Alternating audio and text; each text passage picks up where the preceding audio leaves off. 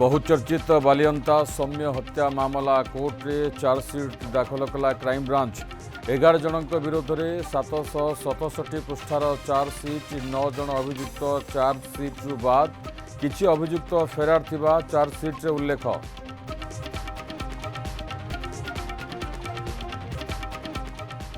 चकीसियाणी रे स्त्री को हत्या करी स्वामी आत्महत्या उद्यम करने घटना क्राइम सीन रिक्रिएशन पर जेल गला स्वामी दीपक छाड़पत्र देवाकू राजी नहेबारु मारी देथिबा पुलिस आगे कहला अभियुक्त।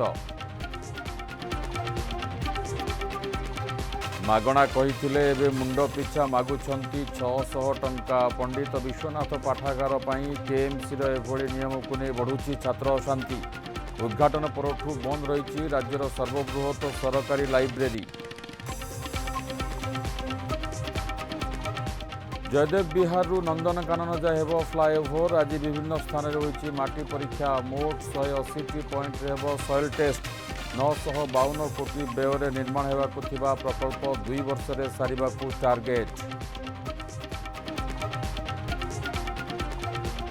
एवं आहुरी 48 घंटा सारा राज्य में प्रबल अति प्रबल वर्षा संभावना। आसंता काली पई केन्दुझर और मयूरभंज जिला को ऑरेंज अलर्ट। राज्य में स्वाभाविक ठारू 25% अधिक वर्षा रेकर्ड।